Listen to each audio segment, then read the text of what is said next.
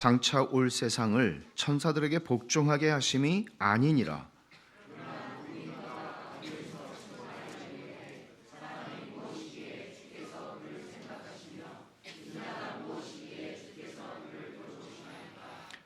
그를 잠시 동안 천사보다 못하게 하시며 영광과 존귀로 관을 씌우시며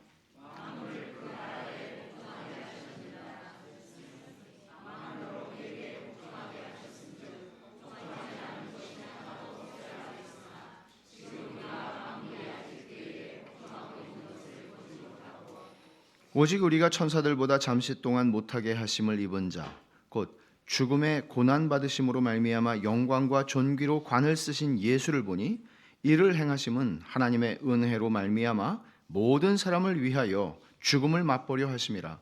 그러므로 만물이 그를 위하고 또한 그로 말미암으니가 많은 아들들을 이끌어 영광에 하시고 그들의 구원의 창시자를 고난을 통하여 온전하게 하심이 합당하도다. 아멘. 우리가 그리스도인으로서 이 땅을 살아가면서 자기 직업에 대해서 어떤 태도를 가지고 살아가는 게 맞습니까? 그러니까 그리스도인이라는 것, 우리는 어느 직종에서나 물론 명백하게 하나님께서 옳게 여기시지 않는 직업을 선택할 수는 없지만 우리는 명백하게 어떤 직종, 모든 일반적인 직종에 속해서 우리는 살아갈 수 있습니다. 그런데 그리스도인이라고 하는 나의 신분이 그리스도인으로서 살아가는 것은 어떤 자세로 살아가야 하느냐 하는 거죠. 여러분들은 왜 일을 하세요? 그냥 두 가지 질문, 두 가지 대답이 가능한 대답이 있을 텐데 여러분들이 일반적으로 먹고 살려면 돈이 필요하니까 일한다. 또는 내가 이 사회 속에서 이 세상의 문화를 그리스도의 문화로, 하나님의 문화로 변혁시키기 위해서 나는 일을 한다.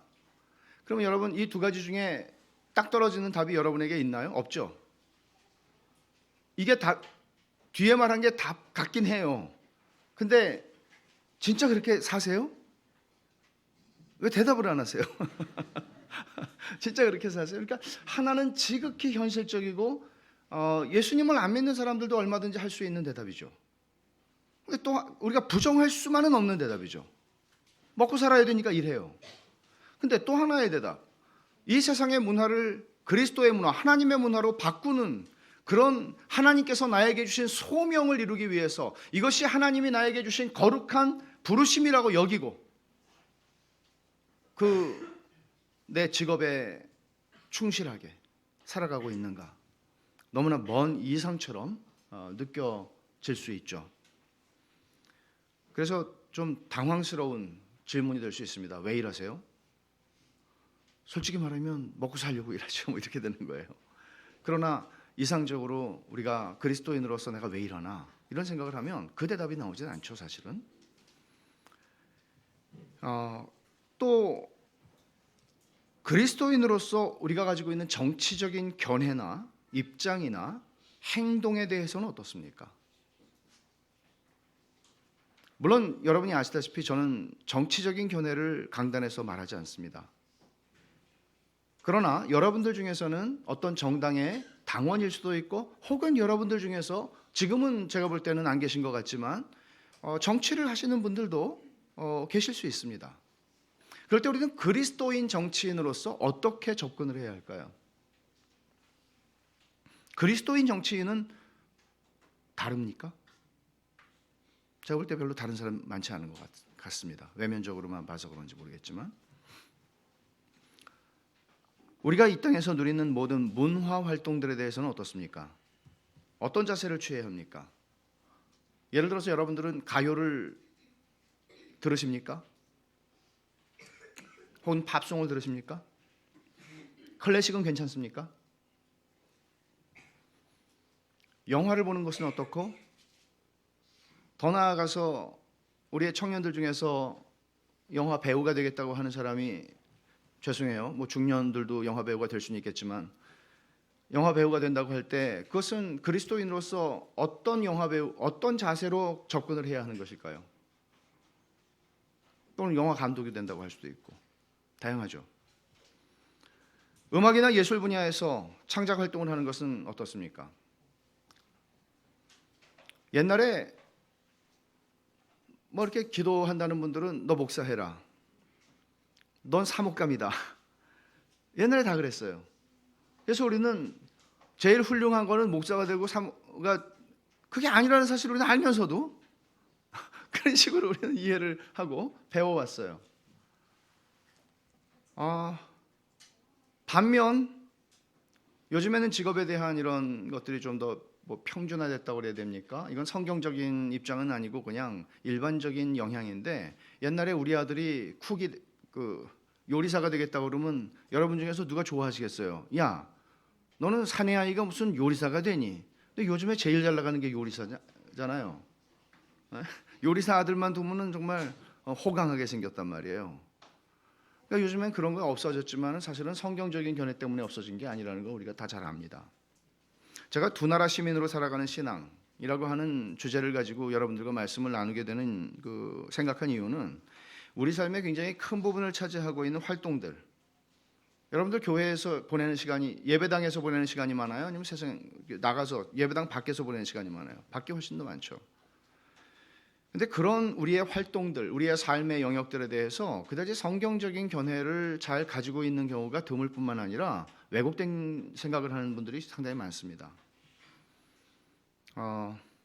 또는 왜곡되고 잘못된 것인데도 불구하고 확신을 가지고 가르치거나 생각하는 분들도 많습니다. 그래서 이런 참된 신앙이라고 하는 것은 예배당이라고 하는 울타리 안에서만 작동하는 게 아니잖아요. 신앙이라고 하는 것은 여러분들의 가정에서, 자녀 양육에서, 부부관계에서, 그리고 여러분들의 대인관계에서, 여러분들의 직장생활에서, 여러분들의 일반적인 활동 속에서 신앙은 일해야 되는 것이죠. 신앙은 작동돼야 되는 것이죠. 근데 교회를 넘어서는 영역, 소위 세상에서 우리는 그리스도인으로서 어떻게 어떤 태도를 가지고 살아야 하나 하는 데 대해서 성경적 가르침이 무엇인지를 별로 배운 바가 없습니다. 그리고 가장 이 기본적인 입장은 이거예요. 지난번에 제가 설교한 것처럼 두 나라 시민의 정체성을 가지고 사는 거예요.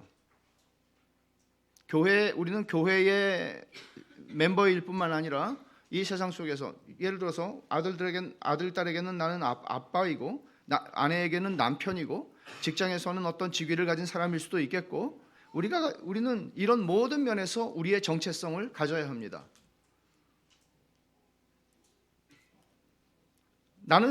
예를 들어서 나는 목사니까 여보 나한테 남편의 어떤 것을 기대하지 마. 맞아요, 틀려요? 틀리죠. 너무 쉬운 질문을 던졌네요. 좀 어려운 걸 해야 되는데. 근데 실제로 틀림에도 불구하고 이런 일들은 일어날 수 있습니다. 틀림에도 불구하고. 예를 들어서 성경에서도 주님께서 말씀하신 바 유대인들이 고르반, 희생했다는 뜻이거든요. 아버지, 나 하나님께 다 드려야 돼요. 그래서 아버지한테 못 줘요. 아버지, 나 주님의 일을 해야 돼요. 그러니까 아버지 저한테 효도 기대하지 마세요. 이런 것이죠. 하나님께서는 구속자로서 그리스도 안에서 영적 나라인 교회를 세우시고 우리를 그 교회에 소속하게 하십니다. 영적인 나라입니다. 그러나 시민적 국가가 있습니다. 시민적 국가라는 것의 기원은 어떻게 될까요? 국가라는 것은 인간들이 제도권 속에서 만들어낸 것입니까? 아이디어로? 그렇지 않습니다. 국가라고 하는 것 자체도 사실은 하나님께서 주신 것입니다. 나중에 우리가 좀 노아 언약에서 좀 살펴보겠습니다만은, 그러니까 이제 시민적 나라로서 국가나 사회의 제도 속에 우리는 또 소속해 살아갑니다. 그러니까 창조주와 보존자로서 하나님은 일하십니다. 구속자로서가 아니라 이 세상 나라의 모든 관점에서는 창조주요 보존자로서 이 세상 속에서 하나님은 역사하십니다. 그러나 교회라고 하는 영적인 나라에서는 하나님은 우리의 구속자로서 일하시는 것입니다. 그래서 우리는 하나님을 그런 의미에서 구원하시는 우리의 아버지로 섬깁니다. 우리가 만약에 나는 교회에만 속해 있고 나는 직장에서는 뭐 시간만 때우고 그냥 월급만 나오면 되니까 라고 생각을 한다면 그것은 우리의 사회적인 책무를 망각하는 것이고 좋은 그리스도인의 삶을 사는 것이라고 할 수 없습니다. 여러분들은 여러분이 살아가는 모든 삶의 자리에서 좋은 그리스도인이어야 할 뿐만 아니라 그것이 의미하는 바는 좋은 시민이 되는 것이고 좋은 회사원이 되는 것이고, 예를 들어서 여러분들이 어떤 직장에 들어간다고 할 때 저는 이 정도의 우리 지금 뭐 청년들의 실업 말도 못 하잖아요. 이럴 때 정말 이런 정도의 자부심은 필요하지 않습니까? 내가 실력은 어떻게 할 수가 없을지 모르지만 적어도 내가 들어가는 회사는 수지 맞는다는 생각 정도는 해야 되지 않습니까? 청년들이, 그리스도인 청년들이라면. 나 같은 사람이 어디 있어요? 너무 나갔나요, 제가? 아니, 이렇게 정직하고 이렇게 성실하고, 실력은 뭐 어떻게 뭐 할 수 없을지 모르지만 그런 면에서 그 나에게 허락되어 있는 그 일에 대한 기술이 있잖아요. 일에 대한 설명이, 그거를 내가 넘치도록 잘하는 것이죠. 많은 그리스도인들이 세상에서 우리 삶에 대해서 소극적으로 살아가는 경우가 많습니다. 왜냐하면 세상이 불타 없어질 건데 애써서 살아갈 이유가 있냐, 이런 것이죠. 그래서 성과 속을 나누는 이원론이 우리의 생각의 근본이 되는 것이에요. 그래서 교회는 거룩하고 세상은 속되니까 교회에서는 내가 더 열심히 하지만 세상에서는 좀 뭐 괜찮다. 이러다 보니까 교회에서 가르치는 가르침의 내용은 어디에 초점을 맞추게 되나 하면, 초점보다는 얼마나 많은 비중이 여기에 쏟아지는가 하면은 십자가와 속죄 등 구원에 관한 주제들입니다. 이거는 복음의 핵심입니다. 분명히 복음의 핵심이에요. 아무리 강조해도 부족함이 없습니다. 그러나 이게 기독교의 전부라고 할 수는 없습니다. 이러다 보니 한국 교회는, 교회가 그렇게 20% 30%가 되던 시절이 있었음에도 불구하고 사회는 그다지 좋아지지 않았습니다. 아니, 그리스도인이라고 하는 사람들이 사회에서 예수를 안 믿는 사람들 비슷하게 살아갔고, 부정을 했고, 거짓말을 했고, 심지어는 더 심하게 한 경우들도 적지가 않습니다. 예수를 믿는다는 것이 조금의 차이도 만들어내지 못하는 것입니다. 우리의 세상에서의 삶 속에서. 그러다 보니까 그리스도인들은 내세지향적이고 영혼 중심적 신앙을 지향하게 되는 것이죠.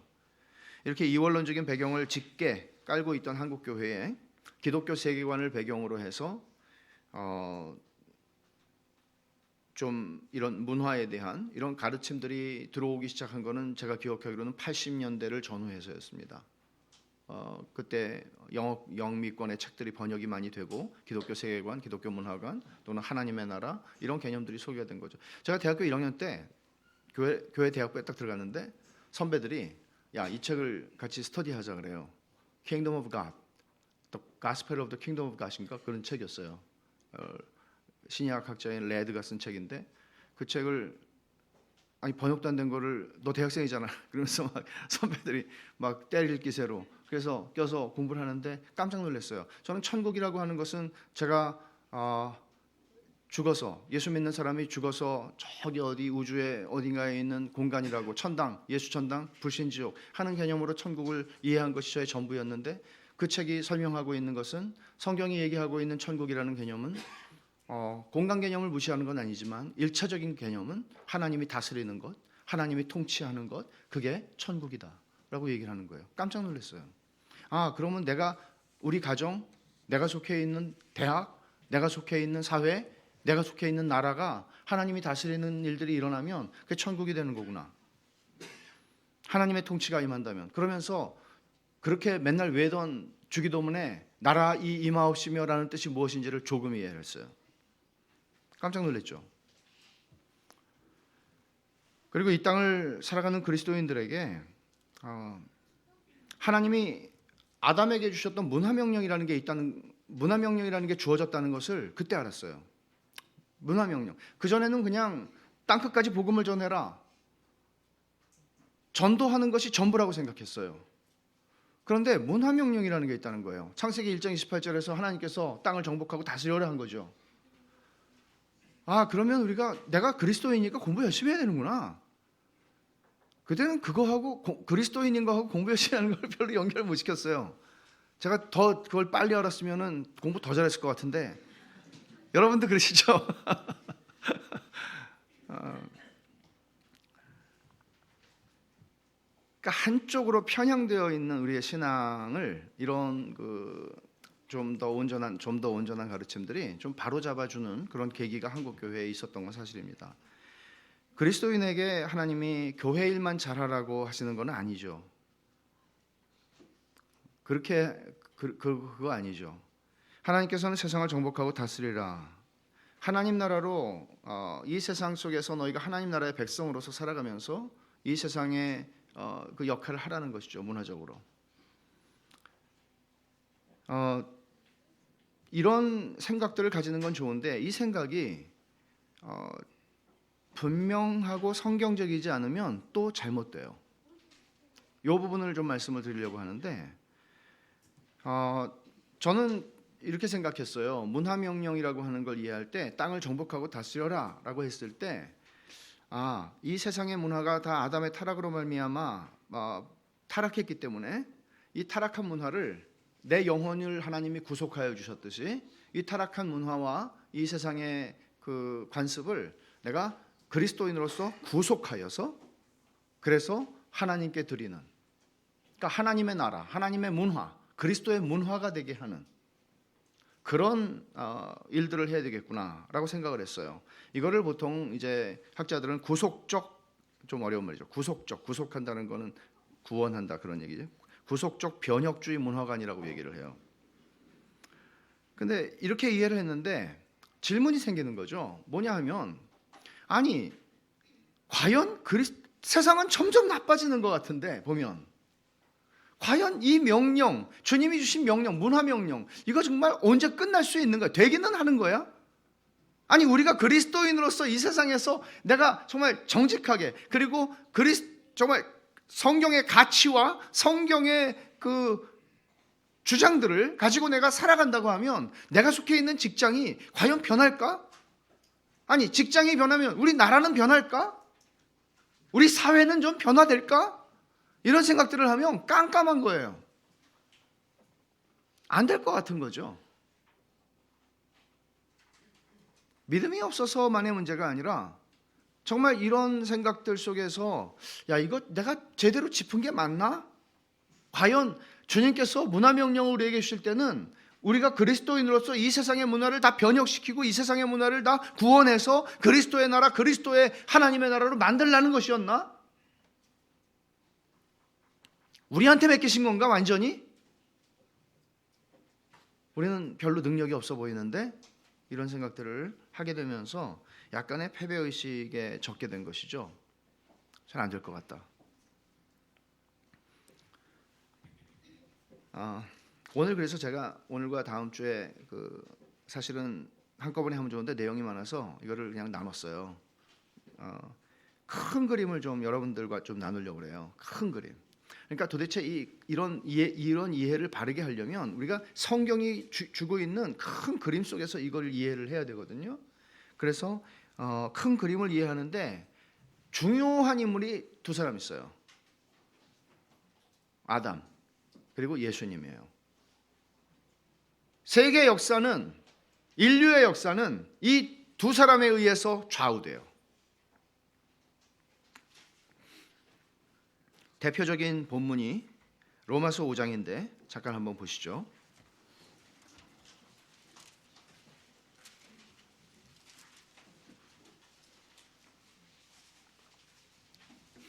12절부터 21절에 보면은 아담과 예수님을 얘기하는데 여기서 강조하는 건 뭔가 하면 예수님을 그냥 예수님이라고 말하지 않아요. 예수님을 둘째 아담 혹은 마지막 아담이라고 얘기해요. 이렇게 이야기하는 이유가 있어요. 이 두 아담, 오늘 설교 제목이죠. 두 아담, 첫째 아담과 둘째 아담이에요. 이 두 아담에 대해서 얘기를 하는데 12절 로마서 5장 12절을 보시면 제가 읽습니다. 그러므로 한 사람으로 말미암아 죄가 세상에 들어오고 죄로 말미암아 사망이 들어왔나니 이와 같이 모든 사람이 죄를 지었으므로 사망이 모든 사람에게 이르렀느니라. 한 사람으로 말미암아 이 누구죠? 첫째 아담이에요. 첫째 아담이에요. 18절 넘어가 보십시오. 그런즉 한 범죄로 많은 사람이 정죄에 이른 것 같이 한 의로운 행위로 말미암아 많은 사람이 의롭다 하심을 받아 생명에 이르렀느니라. 한 사람이 순종하지 아니함으로 많은 사람이 죄인 된 것 같이 한 사람이 순종하심으로 많은 사람이 의인이 되리라. 아담이라는 건 사람이라는 뜻이거든요. 그러니까 첫 번째 아담을 통해서 그 사람이 범죄함으로 말미암아 온 세상이 타락하게 됐어요. 한 사람의 의로운 순종으로 말미암아 그건 진짜 사람이 되신 예수님을 얘기하는 거죠. 둘째 아담으로 오신 예수님으로 말미암아 온 세상이 그를 믿는 모든 사람들이 차별 없이 구원을 얻게 되었어요. 하나님의 의에 이르게 되었어요. 이런 얘기를 하는 것이 로마서 5장에 있는 이 본문입니다. 이것뿐만 아니라 고린도전서 15장을 잠깐 가보면 15장 21절과 22절을 보죠. 물론 15장 45절, 49절도 그 말씀을 하고 있지만 이 부활장이라는 거 여러분 아시죠? 고린도전서 15장 21절과 22절을 보면 이렇게 말합니다. 사망이 한 사람으로 말미암았으니 죽은 자의 부활도 한 사람으로 말미암는도다. 아담으로 말미암아 죽음이 들어왔죠.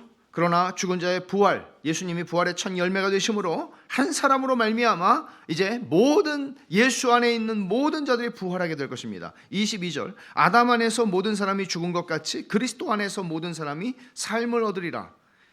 하나만 더 보죠. 45절을 한번 가보십시오. 기록된 바 첫사람 아담은 생령이 되었다 함과 같이 마지막 아담은 살려주는 영이 되었나니 49절 우리가 흙에 속한 자의 형상을 입은 것 같이 또한 하늘에 속한 이의 형상을 입으리라. 전부 다 두 아담을 얘기하고 있는 겁니다. 두 아담에 의해서 인류가 좌우되고 있는 겁니다. 운명이 좌우되고 있는 겁니다. 첫째 아담은 하나님이 태초에 만드신 창조의 정점에 서 있었던 인물입니다. 완벽했습니다. 세계의 운명이 아담의 손에 달려 있었고 우리 모든 인류는 다 아담 안에 있었습니다. 근데 아담이 불순종했고 실패했습니다. 그래서 세상을 죄와 정죄와 사망에 빠지게 만들었습니다. 하지만 여기서 스토리가 끝나지 않습니다. 둘째 아담, 마지막 아담, 진짜 사람, 진정한 인간 예수 그리스도께서 오셔서 이 타락한 세상 속으로 들어오셔서 첫째 아담에게 맡겨주었던 원래의 사명을 완벽하게 순종하십니다. 그리고 성취하십니다. 그리고 죄로 말미암는 죽음과 심판을 당신이 당하셨고 부활과 승천을 통해서 새 창조에 들어가셨습니다. 영원한 안식 속에 들어가셨습니다. 이 큰 맥락, 이게 이제 큰 맥락이에요. 이 맥락에서 우리가 이 주제, 두 나라 시민으로 살아가는 문제를 다루어야 하는데 제가 말씀드린 다음 주까지 이게 연결되는 얘기예요. 첫째 아담을 먼저 보면 아담은 하나님의 형상으로 지혜롭고 거룩하고 의로운 존재로 창조됐습니다. 지혜로웠습니다. 우리의 지혜와 비교되지 않습니다. 아인슈타인이 뭐 7% 썼다나 뇌에 7%를 썼다나 그러잖아요. 그러면 100%를 쓰면 어떻게 되겠어요? 제 생각에는 그 말이 맞다면 이게 필시 죄 때문에 93%가 막힌 거죠. 죄 때문에. 그러니 대단합니다. 지혜롭고 거룩하고 의로운 존재로 창조되었습니다.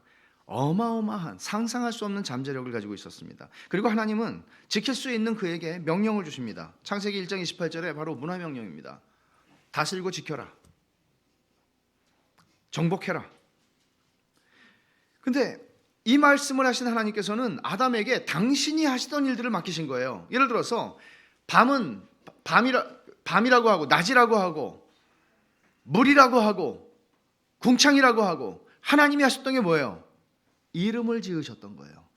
근데 나머지는 네가 해라. 하나님이 아담에게 맡기세요. 또 하나님께서는 사람에게 생기를 불어넣어 주셨어요. 근데 아담이 이제는 모든 생명들이 번성하도록 잘 다스려야 돼요. 생육하고 번성하는 일을 잘 하면서 다스려야 돼요. 하나님이 하시던 일들을 그에게 맡기시는 거예요. 이거는 일종의 이런 거예요. 하나님이 세상의 왕으로 아담을 임명하셨다는 얘기죠.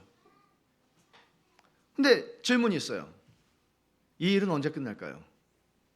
숙제라는 거는 이렇게 이거 한 2시간 하면 끝나겠구나 이런 게 있어야 되잖아요. 근데 숙제라는 게 끝이 없어요 도대체. 그러면 이거 어떻게 되겠어요? 그러면 아담이 정말 끝없는 숙제, 끝없는 노동, 끝없는 쉼없는 일로 부르심을 받은 것인가? 절대 그렇지 않죠. 왜냐하면 하나님께서 창조하시고 7일째 쉬셨다 그랬잖아요. 그 얘기는 어떤 얘기를 하는 건가 하면 성경 전체가 증거하고도 있지만 하나님께서 그렇게 안식하셨듯이 아담도 그 일을 마치고 안식할 수 있도록 부르신 것입니다. 그러면 아담이 영원한 노동 속으로만 부름받지 않았다는 것을 우리는 어떻게 아느냐? 첫째 그냥 간단하게 보면 창세기 2장을 한번 보시죠.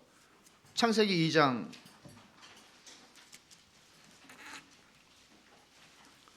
15절입니다.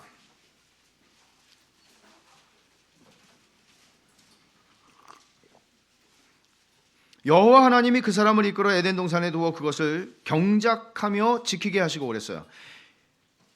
처음에는 온 세상을 주시면서 하나님 말씀하셨는데 2장 15절에서는 하나님이 에덴 동산이라고 하는 한 동산에 국한해서 아담에게 이 동산을 경작하고 지키라고 말씀하세요. 근데 여기 지킨다는 말은 어떤 단어인가 하면은요, 주로 제사장들이 성전을 거룩하게 지킨다는 개념이에요. 그래서 성전에 더러운 어떤 이방인이나 혹은 더러운 사람들이 들어와서 성전을 더럽히지 못하도록 성전을 모든 오염과 더러움으로부터 지키라는 얘기를 할 때 이 단어를 써요. 그러니까 여기서, 그리고 또 여기 경작하고 지킨다는 말이 같이 쓰일 때는 대부분이 제사장과 관련된 일이에요.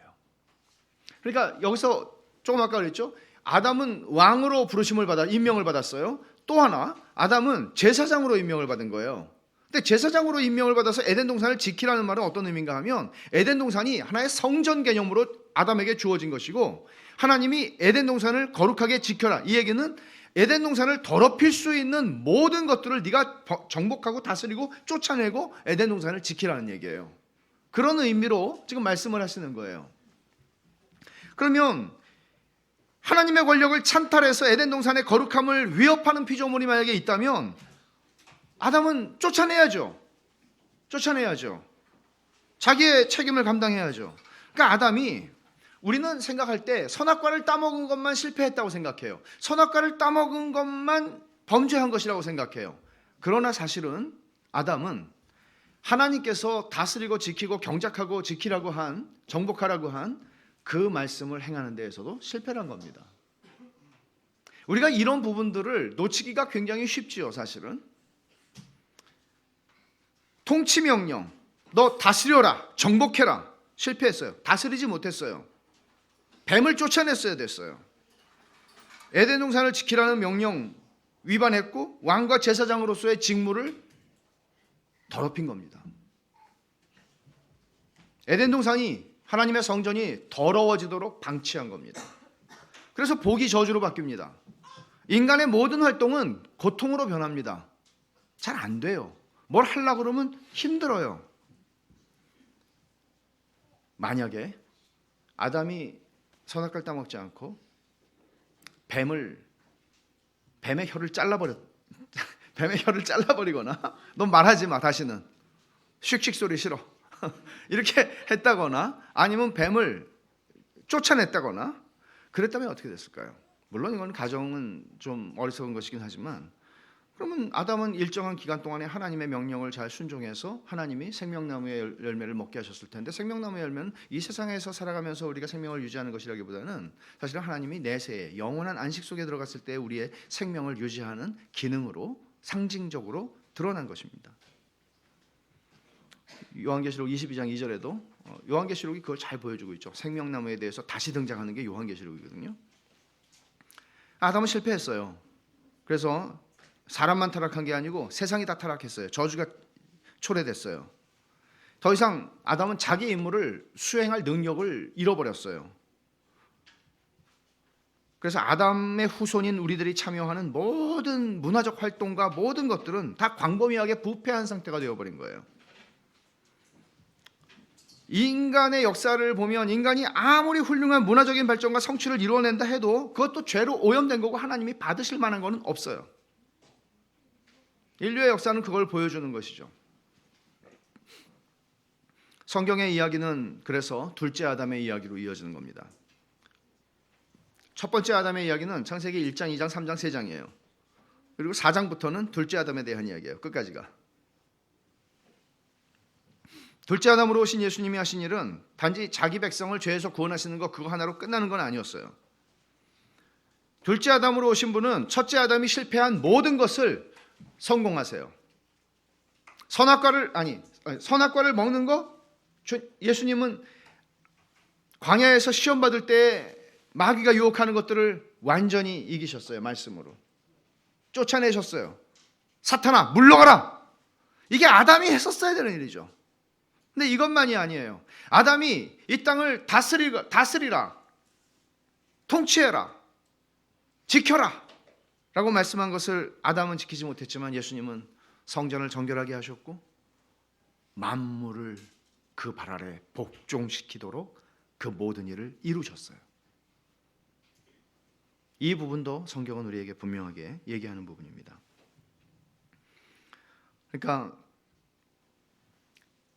우리한테 예수님을 믿는 사람들이 이제는 너는 구원받았으니까 이제는 구원받은 백성으로서 이 세상에 아직도 더럽혀져 있는 문화를 정복하고 구속하고 구원하여서 그리스도의 문화, 하나님의 문화를 만들어야 돼. 이제는 너희는 사명자야. 이렇게 얘기를 하는 게 아니에요. 그리스도께서 그것까지도 다 완성하신 거예요. 그리스도께서 첫 번째 아담이 실패한 문화 명령까지를 포함해서 그 모든 것들을 다 완벽하게 하셔서 그게 성경에서 그렇게 예수님에 관해서 강조되는 만물을, 오늘 우리 본문 조금 이따가 보겠지만 히브리서 2장도 만물을 그 발 아래 복종하게 하신 거예요. 우리에게 그리스도에게 복종하도록 만물을 복종시켜라가 아니라 그리스도께서 다 이루신 거예요. 우리에게 나머지 2%는 네가 해라고 하신 게 아니라 주님이 다 하셨어요. 우리는 주님이 다 이루시고 새 창조 속으로 들어가신, 장차 올 세상 속으로 들어가셨을 때 우리의 선구자로, 우리를 구원의 창시자로, 창시자라는 말은 선구자라는 말이에요. 앞서서 가시는 분이에요. 우리는 그를 따라서 새 창조의 영역 속으로, 시대 속으로 들어가는 거예요. 이게 주님이 우리를 위해서 이루신 일이에요. 그럼 이건 굉장히 다른 얘기죠. 미묘하지만 다른 얘기죠. 내가 이 세상을 그리스도의 나라로, 그리스도의 문화로 바꿔야 되겠구나라는 사명감은 좋을 수 있지만 그 사명감은 사실은 틀린 사명감이죠. 여러분들이 주님이 나를 위해서 이루신 구원이 나에게 1%의 노력을 요구하는 것이고 99%를 끝내셨다고 믿지 않죠. 우리는 주님이 모든 걸 다 이루셨다고, 내게 율법의 행위도 할례도 선행도 도덕도 필요 없다고, 구원받기 위해서라면 주님이 다 이루셨다고, 나를 위한 율법의 저주와 형벌을 다 받으셨고 하나님의 진노를 다 받으셨다고, 남은 게 없다고, 이거 우리가 성경을 통해서 분명히 알아요. 그렇기 때문에 율법주의는 사실은 그리스도의 구속의 온전함을 훼손하는 것이란 말이에요. 내가 훌륭해서 내 구원에 기여하겠다는 태도인 거죠. 마찬가지로 우리가 이 세상의 문화를 그리스도의 문화로 만들고 내가 속해 있는 직장 속에서 그리스도의 나라가 오게 하기 위해서 신우회를 조직하고, 이건 또 다른 얘기로 나중에 제가 말씀드리겠습니다만은, 이렇게 하면서 노력을 하는 것 좋을 수 있어요. 그거 뭐 나쁜 짓 하겠습니까? 율법주의가 뭐 나쁜 짓 하자는 겁니까? 아니죠. 율법주의가 11조 잘하자는 거고 주일 성수하자는 거고 나쁜 짓은 아닙니다. 이 자체는. 그러나 모든 게 자기 의의를 드러내게 되어 있는 것이 율법주의의 특징이듯이, 우리가 하나님의 나라를 우리가 만들어내는, 하나님의 나라를 우리가 개척해 나가는 그런 차원의 얘기를 성경은 허용하지 않습니다. 우리 주님께서 그것조차도 아담에게 주셨던 땅을 정복해라, 다스려라, 경작하고 지켜라, 주께서 다 이루셨습니다. 첫 번째 아담이 실패한 자리에서 둘째 아담은 다 하셨습니다. 완벽하게 성취하셨습니다.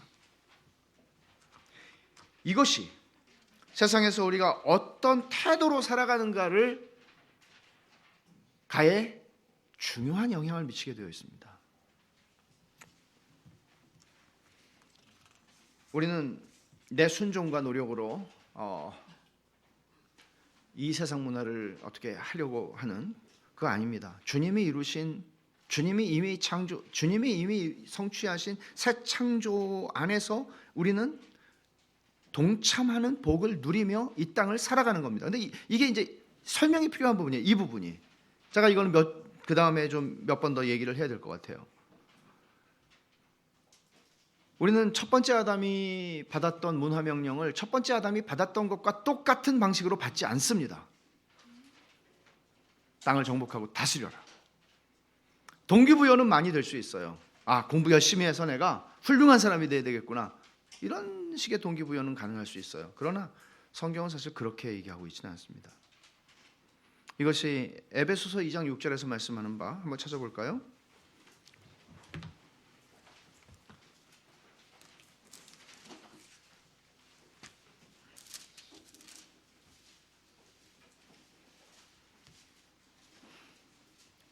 제가 읽겠습니다. 또 함께 일으키사 그리스도 예수 안에서 함께 하늘에 앉히시니, 이거 과거형이라고 그랬죠. 제가 함께 일으키셨어요. 그리스도 예수 안에서 함께 앉히셨어요. 하늘에. 우리가 예수 믿는 자가 그리스도가 하늘 보좌에 앉으셨어요. 하늘 성소에 들어가셨어요. 그때 우리도 그리스도와 함께 거기에 들어간 거랑 마찬가지예요. 들어갔다고 얘기해요. 과거형으로 얘기해요. 그러니까 그리스도 안에 있는 그리스도를 믿는 자, 그리스도와 연합한 자들은 그들의 운명은 그리스도께서 이미 문화명령 다 성취하신 거예요. 그 안에서 내가 그 모든 걸 성취한 것처럼 하나님이 나를 여기시는 거예요. 그게 그리스도와의 연합이라는 거예요. 그리스도께서 나를 위해서 죽으셨어요. 근데 내가 그리스도와 함께 십자가에 죽었고 하나님의 형벌을 다 받았고 저주를 받은 걸로 간주하시는 거예요. 그리스도 안에서. 마찬가지로 그리스도가 이루신 모든 것들을 하나님은 내가 이룬 것처럼 여기시고 내가 그리스도와 함께 하늘 보좌에 앉은 거예요. 이게 사창조에 들어가는 것이에요. 하나님이 무시간적으로 영원이라는 관점 속에서 하나님은 그렇게 보고 계세요. 저와 여러분들을, 예수 믿는 그리스도 안에 있는 저와 여러분들을. 아직 그리스도 안에 있는 분들이 있지 않은 분들은 아니지만은 이게 그래서 로마서 5장 17절로 다시 한번 가보시면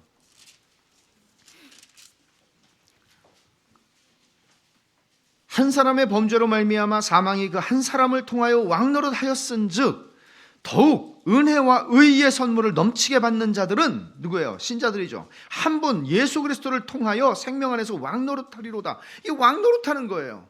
우리가 영원한 안식 속에 들어가서 아담이 왕노릇하는데 실패했어요. 근데 우리는 왕노릇 우리도 못할 사람들이고 할 수도 없는 사람들인데 그리스도 안에서 그로 말미암아 우리가 이제는 왕노릇할 수 있는 존재가 된 거예요.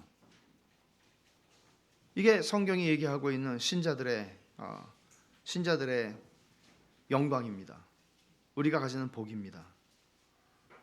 의롭다, 예수님을 믿는 자들을 의롭다 하시는 것에서 그치지 않고 우리가 은혜 안에서 이제는 만물을 통치하는 만물 위에 서 있는 존재로 하나님이 우리를 부르신 것이에요. 그 생명과 왕적인 통치에 그리스도와 함께 동참하는 것이죠. 이것을 본문이 오늘 히브리서의 본문이 잘 보여줍니다. 아주 간단하게 제가 오늘 이 히브리서 본문을 여러분들에게 설명을 드릴 텐데 히브리서 2장 10절을 먼저 보면 이렇게 얘기합니다.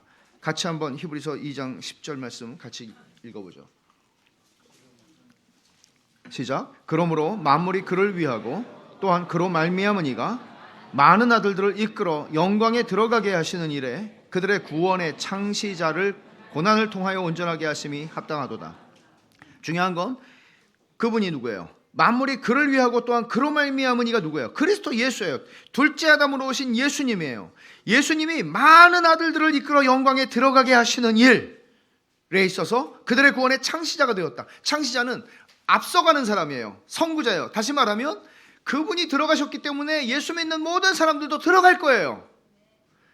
많은 아들들을 그 영광에 들어가게 이끌어 들어가게 하시는 이게 뭐예요? 우리를 새 창조 속으로 영광으로 우리를 너희가 좀 더 하는 거 보고 내가 영광에 들어가게 할 게가 아니고 모든 믿는 자들을 그 영광에 들어가게 하시기 위해서 주님이 먼저 사람으로서 아담이 되셔서 둘째 아담으로서 진정한 인간으로서 그 일을 이루시고 들어가신 거예요.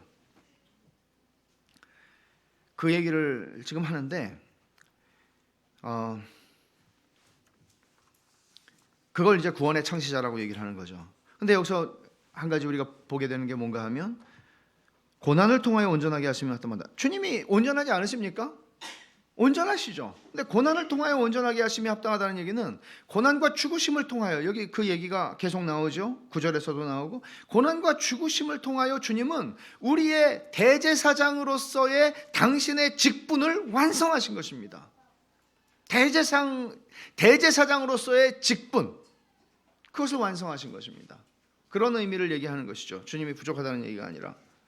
그러면 다시 5절로 넘어가서 보면 하나님이 우리가 말하는 바 장차 올 세상을 천사들에게 복종하게 하심이 아니라 장차 올 세상이라고 그랬죠? 중요한 개념이에요. 장차 올 세상. 지금 히브리서를 쓰고 지금 받고 있는 사람들은 장차 올 세상에 대한 소망이 흐려진 사람들이에요. 그러니까 배교를 한 거예요. 당장에 위협이 있고 박해가 있고 어려움이 있으니까 그들은 기독교를 떠났고 유대교로 돌아가 버렸어요. 근데 주님께서 지금 이 말씀을 통해서 장차 올 세상을 보여주세요. 장차 올 세상을 초점을 맞추라고 그래요. 장차 올 세상을 천사들에게 복종하게 하심이 아니다. 이건 뭔가 하면 장차 올 세상은 지금 천사들을 숭배하는 이런 당시에 그런 이교적인 것들이 있었기 때문에 또 얘기하는 것이기도 하지만, 천사들에게 복종하는 게 아니라 천사들이 왕노릇하는 세상으로 우리가 들어가는 게 아니라는 거예요. 그 왕노릇하는 게 누구예요? 사람이요. 사람. 하나님의 형상으로 지음받은 사람이 왕노릇하는 거예요. 그래서 시편 6절에 보면 누구인가 어디에서 증언하여 이르되, 시편 8편을 인용하는데 이렇게 얘기합니다. 사람이 무엇이기에 주께서 그를 생각하시며 인자가 무엇이기에 주께서 그를 돌보시나이까. 이 사람은 여기서 시편에서, 시편 8편에서 얘기하는 이 사람은, 사람을 표현하는 단어가 여러 개가 있지만 여기서 표현한 단어는 질그릇 같고 깨어지기 쉽고 정말 유한한 생명이고 그냥 파리 목숨같이 죽을 수 있는 그런 표현을 쓴 거예요. 우리 인간이 무엇인데 주님, 하루살이 같은 인간이 무엇인데, 이렇게 얘기를 하는 거예요. 이 세상에 하나님이 천지에 창조하신 창조물들 앞에서 인간이라는 거 얼마나 왜소합니까? 그런데 시편 8편을 인용하는 이 히브리서 기자는 인간의 그 왜소함이 아니라 사실은 역설적으로 그런 인간을 하나님이 온 세상의 만물을 통치하는 왕으로 세우셨다는 것을 강조하기를 원해서 이 구절을 선택해서 인용하는 것입니다. 7절에 그를 잠시 동안 천사보다 못하게 하시며 영광과 존귀로 관을 씌우시며, 이거 분명히 시편 8편에서는 사람에 대한 얘기예요. 영광과 존귀로 관을 씌우는 거예요, 인간들에게. 근데 아담은 실패했어요. 그 영광의 관, 존귀의 관, 영광의 왕으로서의 면류관을 하나님이 씌워주셨지만 그거를 내팽개쳤어요. 실패했어요. 여기에는 중의적인 게 있는 거죠. 근데 진짜 아담이 오셨어요. 둘째 아담이 오셨어요. 진정한 인간이 오셨어요. 저 하늘에서 진짜 사람이 되어 이 땅에 오셨어요. 그분이 잠깐 천사보다 못하게 하시며, 왜? 고난을 받으시고 죽임을 당하셨으니까. 그렇게 해서 어떻게 해요? 8절에 만물을 그 발 아래 복종하게 하셨느니라. 만물을 그 발 아래 복종하게 하셨느니라. 주님이 십자가에서 이루신 것은 단순히 우리의 구원을 위한 것만이 아니라 아담이 실패했던 그 모든 것들을 다 성취하신 것입니다. 그래서 문제가 있어요. 근데 문제가 있어요. 근데 문제는 8절 하반절에 복종하지 않은 것이 하나도 없어야 하겠으나, 다 만물을 복종하게 했으니까 복종하지 않는 게 하나도 없어야 되는데, 문제는 지금 우리가 만물이 아직 그에게 복종하고 있는 걸 보지 못한다는 거죠. 복종을 안 하잖아요. 사람들도 그렇고요. 그리고 뭐 복종을 안 하잖아요. 사자와 어린 양이 같이 놀아야 되는데 안 놀잖아요. 잡아먹잖아요. 세상이 복종을 안 해요. 하나님 없는 이 세상에, 하나님 없는 그 불신앙적이고 무신론적인 그런 세상의 사고와 가치와 정신들이 세상에 가득하죠. 그 얘기를 지금 9절 하반절에 하는 거죠. 8절 하반절에.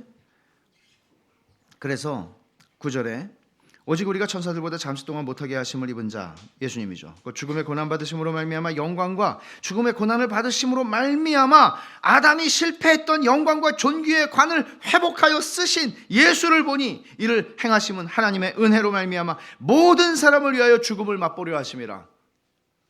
모든 사람을 위하여 주님께서는 예수를 믿는 모든, 이거는 한 사람 한 사람 모든 사람이 아니라 모든 계층, 모든 나라, 모든 민족, 모든 곳에서 조건 없이, 차별 없이 하나님께서 당신의 백성들을 부르신다는 얘기죠. 그리고 그들을 위해서 죽음을 맛보신 것이고, 바로 그들이 많은 이들, 10절에 많은 아들들이에요. 성도들이죠. 많은 아들들이 이끌어 영광에 들어가게 하시는 것이죠. 이것을 성취하신 분은 둘째 아담, 진정한 인간이 되신 둘째 아담입니다. 그러니 우리는 이제 지금은 보지 못해요. 그러나 보고 싶어요. 그걸 기다려야 하는 것입니다. 둘째 아담이 재림하실 때 우리는 그것을 보게 될 것이고, 그날은 반드시 옵니다. 오늘 말씀은 이제 다음 주까지 연속해서 전해야 하는 말씀인데, 우리 손으로 첫 아담처럼 새 창조를 이루어야 하는 거 아니다 하는 말씀이에요. 그리고 주님이 다 이루셔서 많은 아들들을 이끌어 영광에 들어가게 하셨어요. 그분이 우리의 선구자로 들어가셨어요. 우리도 들어갈 거예요. 비록 만물이 다 복종하는 걸 우리는 아직은 보지 못하지만 주님과 함께 영광과 존귀로 관을 쓰고 우리가 만물을 다스리게 될 거예요. 그게 원래 하나님의 기쁘신 뜻이었어요. 아담을 창조하실 때 하나님의 형상으로. 그러므로 하나님의 백성은 이제 어떻게 살아야 합니까? 영구한 도성, 장차 올 것을 찾는 자들이라고 히브리서 13장 14절이 말합니다. 영구한 도성, 장차 올 것을 찾는 자들이다. 그리스도인은. 여기서 장차 올 세상, 그 도성은 살아계신 하나님의 도성인 하늘의 예루살렘이에요. 이 말씀을 잘못 이해를 하면 그러니까 우리는 이제는 세상에서 뭐 할 일 없고 그냥 그날만 바라보고 교회 일 열심히 하면 되겠구나. 결론은 그게 아닙니다. 결론은 그게 아니에요. 우리는 장차 올 세상의 시민으로서 주님이 재림하실 때 이루어질 일들을 사모하고 살아가는 사람들이고, 이 믿음으로 우리는 모든 유혹과 위협 앞에서 흔들리지 않고 살아가도록 부름받은 것입니다. C.S. 루이스가 이런 말을 했습니다. 역사를 읽어보면 당신은 내세를 가장 많이 생각하는 그리스도인들이 현세를 위해서도 가장 큰 일을 했음을 알게 될 것이다. 로마 제국의 회심을 야기시켰던 사도들, 중세를 건설했던 위인들, 노예제도를 폐지시켰던 복음 전도자들, 이들이 이 땅에 족적을 남긴 것은 그 마음이 하늘에 속한 것들로 가득했기 때문이다. 반면에 그리스도인들이 이 세상에서 그토록 무력했던 주된 이유는 그들이 다른 세계를 별로 생각하지 않았기 때문이다. 하늘나라를 목표로 하라. 그리하면 이 세상을 덤으로 얻게 될 것이다. 그리하면 이 땅의 일도 제대로 처리할 수 있을 것이다. 그러나 세상을 목표로 삼는다면 두 가지 모두 잃어버릴 것이다. 이런 차원에서 다음에 이어지는 말씀들을 여러분들과 나눌 것입니다. 그러니 주 안에 있는 여러분들은 이 땅에서 어떤 모습으로 살아가야 합니까? 여러분들이 살아가는 삶의 자리는 다 다릅니다. 세상에 이 일렬로 세워놓는 이 세상의 그 가치체계 속에서 우리는 꼭대기에 있을 수도 있고 밑에 있을 수도 있습니다. 중간에 있을 수도 있습니다. 다 다릅니다. 그러나 그게 무슨 문제입니까? 우리의 영원한 신분은 장차 올 세상에 만물을 복종시켰고 만물을 다스리고 정복한 존재로서 왕으로서 왕노릇하고 다스릴 존재들이고 그 나라의 시민으로서 우리들은 부름을 받은 것입니다. 그렇다면 그리스도인들이여 그런 자태를 드러내고 사십시오. 찌질하게 살지 마십시오. 주눅들지도 마십시오. 여러분이 어떤 자리에 있든지 여러분이 얼마나 엄청난 신분으로 부름받은 존재인지를 알고 그런 왕의 자태를, 이 사람이 좀 보면 사는 환경은 허접한 것 같은데 이게 왕손인가? 이런 생각을 하도록 우리는 왕손이 아니라 왕입니다. 하나님께서 우리를 그리스도 안에서 그렇게 왕 노릇하는 자로 부르신 것입니다. 은혜로 부르신 것입니다. 그 은혜를 누리시고 그 은혜를 드러내고 살아가십시다. 기도하겠습니다. 하나님 아버지 감사합니다. 하나님께서 그리스도 예수 안에서 저희들을 구원하셨을 뿐만 아니라 저희들이 감당할 수도 없는 어마어마한 일들을 그리스도 안에서 다 이루심으로 저희가 새 창조에 들어가게 하셨고 장차 올 세상을 바라보고 살게 하시고 다 이긴 싸움 속에서 저희가 이제는 왕 노릇하며 왕의 신분을 가지고 살아가게 하시니 감사합니다. 하나님 아버지, 저희를 규정하는 이 세상의 그 어떤 것에 의해서도 좌우되지 아니하고 왕의 자태를 드러내며 하나님의 영광을 나타내는 존재로 살아가게 하여 주시옵소서. 예수님 이름으로 기도하옵나이다. 아멘.